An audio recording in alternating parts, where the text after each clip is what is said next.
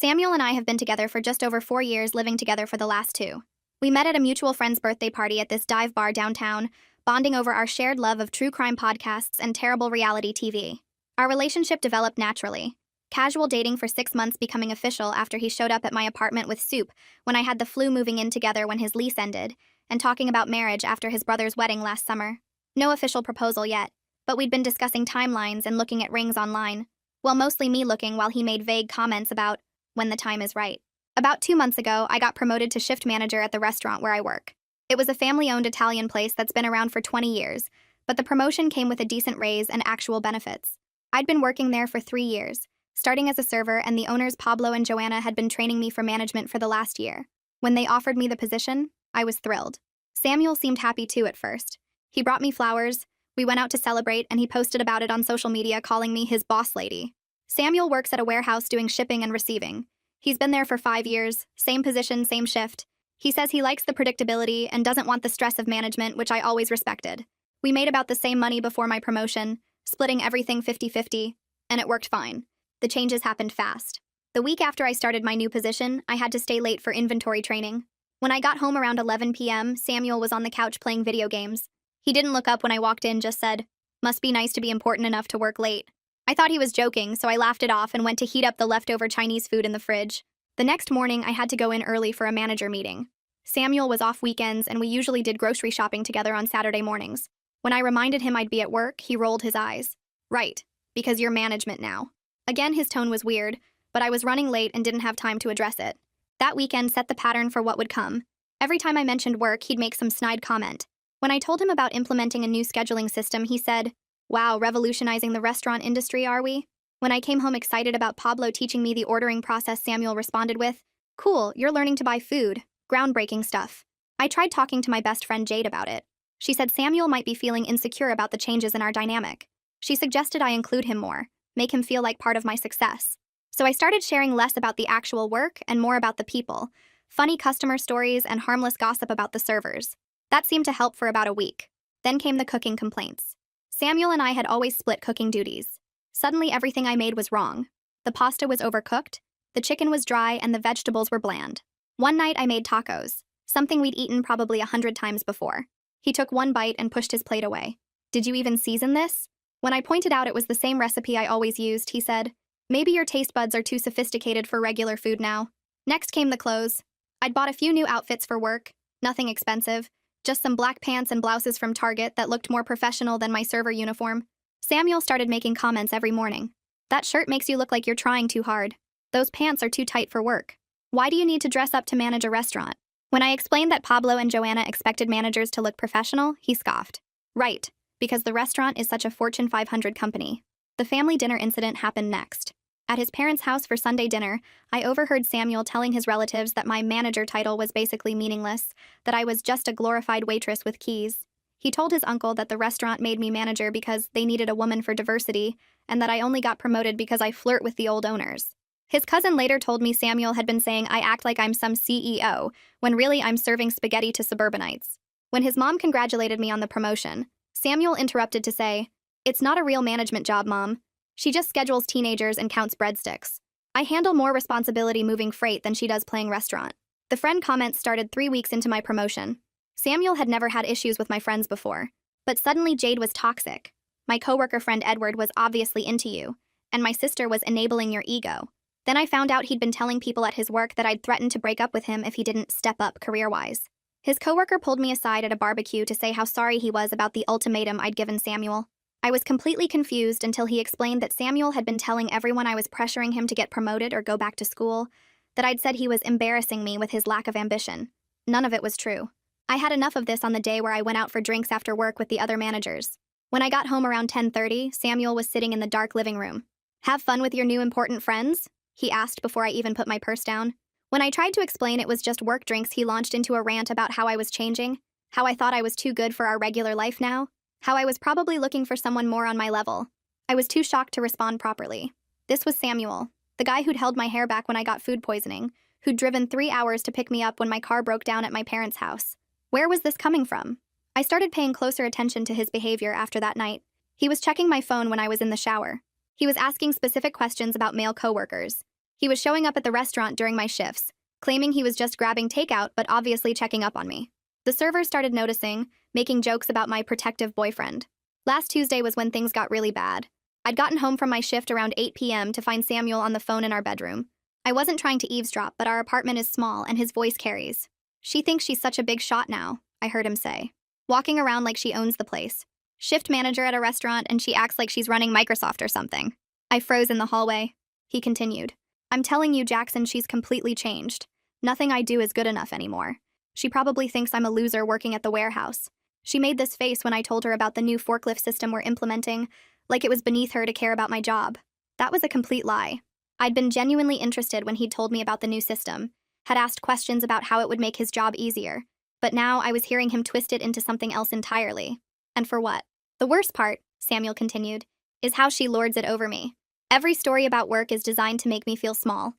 Yesterday, she spent 20 minutes talking about this wine distribution deal she negotiated. Like, congratulations, you ordered wine. Want a medal?" I'd been excited about that wine deal. It was my first vendor negotiation, and I'd gotten us a 15% discount. But I'd only mentioned it briefly, maybe 2 minutes max, and only because Samuel had asked how my day went. I heard him laugh at something Jackson said, then respond, "Right?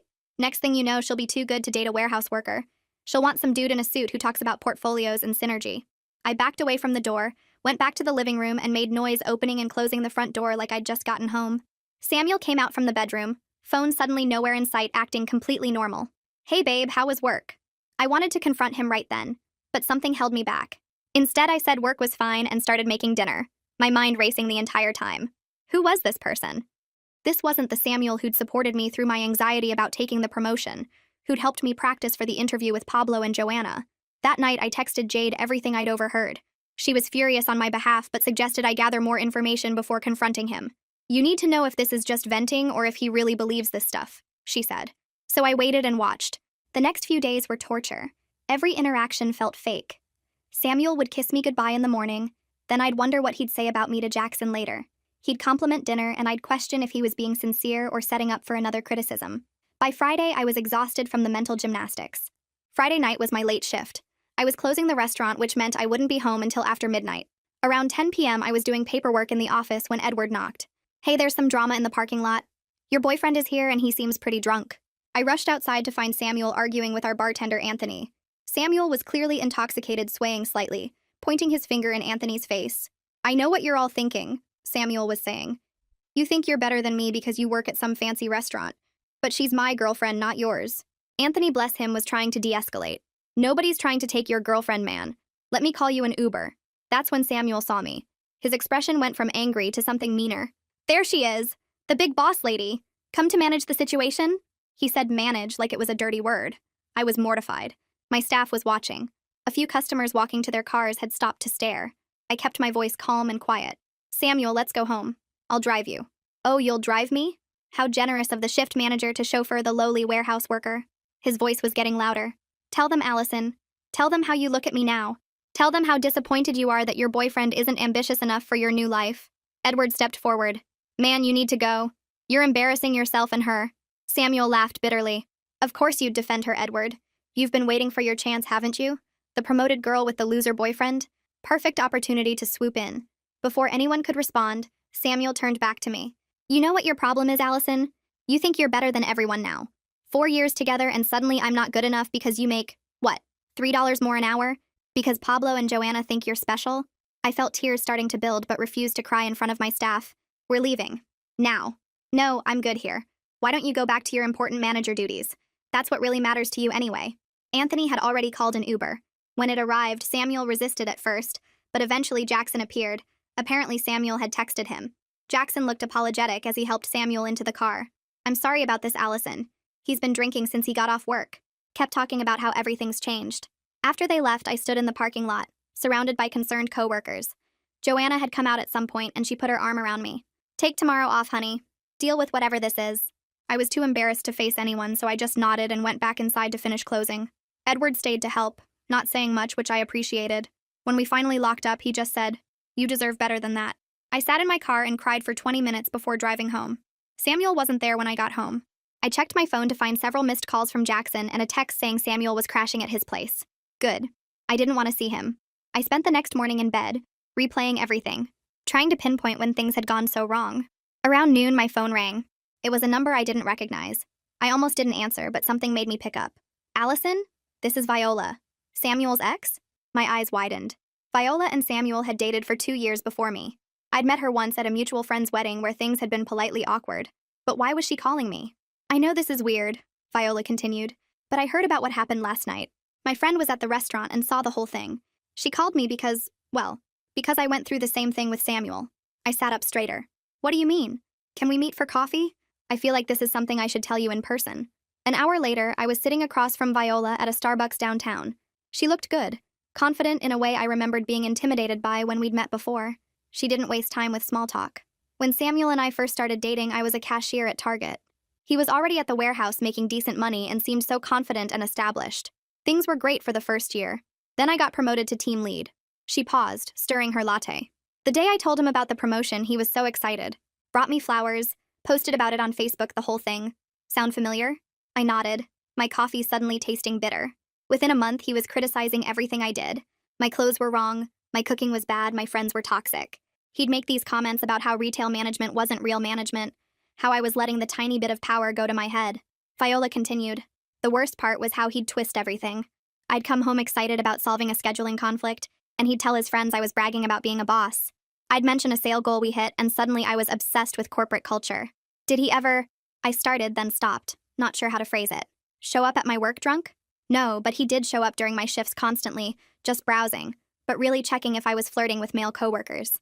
I broke up with him shortly after I got offered an assistant manager position at a different store. Better hours, better pay, actual opportunity for advancement. Samuel lost it. Accused me of sleeping with my district manager, said I was abandoning us for my career. I hadn't even accepted the position yet. What did you do? I asked, though I suspected I knew the answer. I took the job and left him. He made the breakup hell, told everyone I'd chosen money over love, that I'd become a different person, that success had corrupted me. Some people believed him. She paused. But here's what I learned later. From his brother, actually. Samuel's dad left when Samuel was 15. Just walked out one day. Moved in with a woman from his office who had a better job, better education. His mom struggled for years, working minimum wage jobs while his dad lived in a nice house with his new family. The pieces started clicking together in my mind. Samuel sees any woman's success as a threat, as a countdown to when she'll leave him for someone better. He probably doesn't even realize he's doing it, but he sabotages relationships the moment the dynamic shifts. He'd rather destroy it himself than wait for you to leave him. We talked for another hour. Viola told me about the therapy she'd done after their relationship, how it had taken her months to realize the problem wasn't her success, but his insecurity. She'd moved to town recently for a marketing director position and was engaged to someone who celebrated her achievements instead of feeling threatened by them. I drove home in a daze. Samuel was there sitting on the couch looking hungover and miserable. He started apologizing immediately, the words tumbling out. I'm so sorry about last night. I don't know what came over me. I was drunk and stupid, and Jackson kept buying rounds, and It wasn't just last night, Samuel, I interrupted. It's been 2 months of comments, criticisms, and accusations. Ever since I got promoted. His face changed, defensive mode activating. Oh, so now you're going to make this about your job? Not everything is about your precious promotion, Allison. I heard you on the phone with Jackson. You said I think I'm better than everyone, that I lord my position over you. You lied about how I reacted to your forklift system story. He stood up, pacing now. You don't understand what it's like. Everyone asking me about your promotion, saying how proud I must be, how lucky I am to have such an ambitious girlfriend. Meanwhile, I'm still doing the same thing I've been doing for 5 years. Do you know how that feels? So you decided to tear me down instead of being happy for me? I am happy for you, he shouted, then quieter. I was happy for you. But then you started changing. The new clothes, the after-work drinks, the constant stories about vendor negotiations and staff management. Those are normal parts of my job. I share them because I want to include you in my life. No, you share them to make me feel small, to remind me that I'm just a warehouse worker dating a manager. I thought about what Viola had told me, about Samuel's dad, about patterns and insecurity. Samuel, I have never thought less of you for your job. Ever. But you're thinking less of me for mine. He shook his head. That's not true. You showed up drunk at my workplace and embarrassed me in front of my staff and customers because you can't handle me making $3 more an hour than you. It's not about the money. Then what is it about? He was quiet for a long moment. My brother says you're going to leave me. Says now that you're management, you'll want someone more successful. Someone with ambition and goals. Your brother says, or you think? More silence. I talked to Viola today, I said quietly. His head snapped up. What? Why would you? That's none of her business. She told me this is what you do. The moment a woman in your life gets any kind of success or advancement, you sabotage the relationship.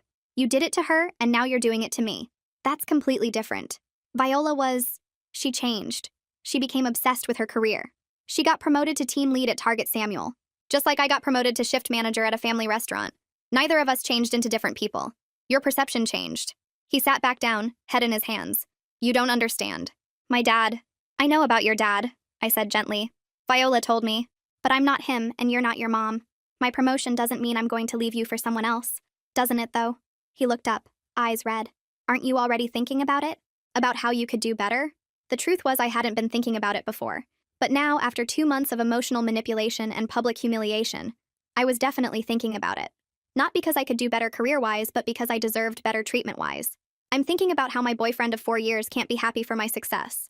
I'm thinking about how the person who's supposed to support me has spent 2 months tearing me down. I'm thinking about how you've made my promotion, something I worked hard for and am proud of, into something shameful. So you are leaving me. I don't know, I admitted. But I know I can't stay with someone who punishes me for succeeding. Samuel stood up abruptly. I need some air. I'm going to Jackson's. He left without another word. I sat on our couch in our shared apartment, surrounded by 4 years of memories, and wondered how we'd gotten here. The photo from last year's Christmas party was still on the side table. Samuel's arm around me, both of us laughing at something Joanna had said. We looked happy. We were happy, I think. My phone buzzed. A text from Joanna. How are you doing, honey? Just wanted to check in. Then another from Edward. Hey, just making sure you're okay. Last night was intense. Then Jade. Have you talked to him? Do you need me to come over? I had people who cared about me, who supported me, who were proud of my accomplishments. The realization made Samuel's behavior even more stark in contrast. That was a week ago. Samuel stayed at Jackson's for 3 days before coming back to pack some clothes. We've been in limbo since then, technically still together, but not really. He's been staying with his brother, coming by every few days to get things or check the mail. Each interaction is awkward and heavy with things unsaid. Yesterday he texted asking if we could talk. Really talk. He said he'd been thinking a lot, that Jackson's wife had some opinions about his behavior, that maybe he needed to work on himself. It wasn't quite accountability, but it was closer than anything I'd gotten before. I agreed to meet him tomorrow at the coffee shop where we had our first date. I don't know what I'm going to say. Part of me remembers the Samuel who taught me to drive stick shift with infinite patience, who made me soup when I was sick, who used to brag about me to anyone who'd listen. But that Samuel seems like a different person from the one who stood in my workplace parking lot, drunk and mean, telling everyone I thought I was better than them. Jade thinks I should cut my losses.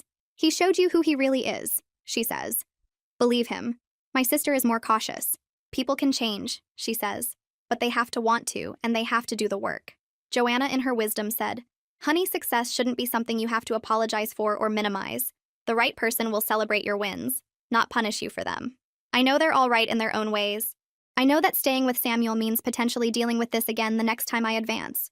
But I also know that 4 years isn't nothing, that people are complicated, that insecurity can make us cruel in ways we don't intend. The promotion that started all this? I'm good at it. Really good. Pablo is already talking about training me for assistant general manager. The staff respects me, the customers like me, and I've implemented systems that have improved efficiency by 20%.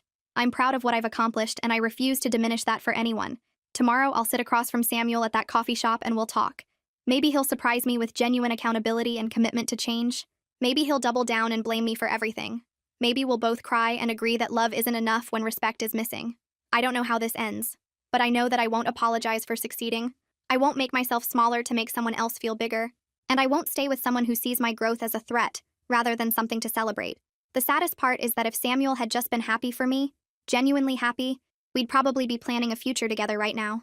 Instead, I'm planning how to separate 4 years of intertwined lives, all because I got promoted to shift manager, and he couldn't handle it. Update. I met Samuel at the coffee shop as planned. He was already there when I arrived, sitting at the same corner table where we'd had our first date. He'd gotten me my usual order, which felt both thoughtful and manipulative, like he was trying to remind me of better times. The conversation started with more apologies. He said Jackson's wife had given him an earful about his behavior. Apparently, she'd gone through something similar with Jackson years ago and threatened to leave if he didn't get his act together. Samuel said it opened his eyes to how toxic he'd been. But here's the thing about apologies. They're only meaningful if they come with changed behavior. When I asked Samuel what he planned to do differently, his answers were vague. I'll be more supportive. I'll work on my insecurity. I'll try to be happy for you. Try. That word stuck with me. Then he said something that made my decision for me. I think we should set some ground rules about your work. Like maybe you don't talk about promotions or raises at home. And you don't go to those after-work drinks without me. That way I won't feel threatened and we can focus on us instead of your career. I actually laughed. Not meanly, just out of sheer disbelief. You want me to hide my success and limit my professional relationships to manage your insecurity? He didn't see the problem with this request. In his mind, it was a compromise. In reality, it was asking me to dim my light so he wouldn't have to deal with his shadows. I ended it there in that coffee shop. 4 years, done over lukewarm lattes and the realization that he'd rather control me than confront himself. He didn't take it well. He accused me of choosing my barely a career over our relationship. The fact that he still called it that even after everything just confirmed I was making the right choice. The next few days were rough.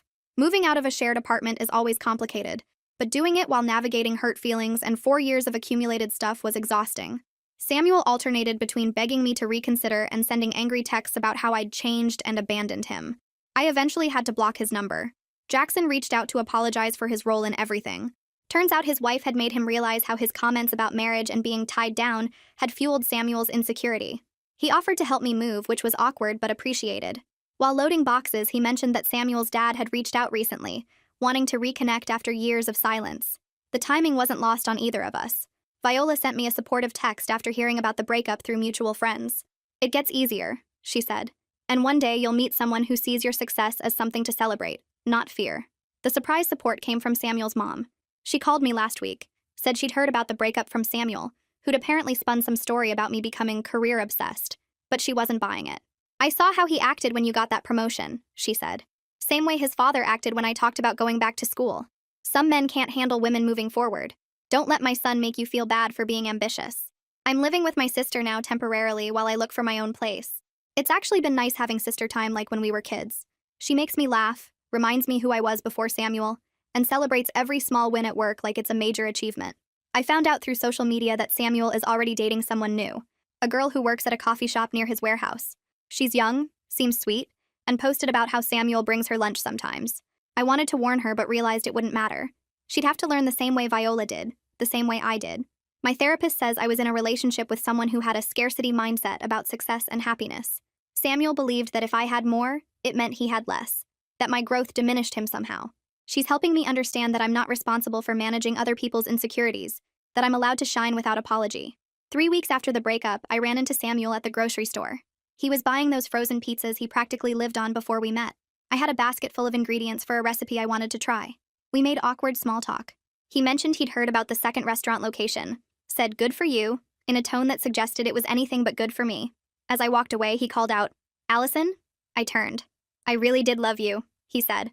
"I just didn't know how to love you and let you grow at the same time." "I know," I replied. And I did know. That was the tragedy of it all. The love was real.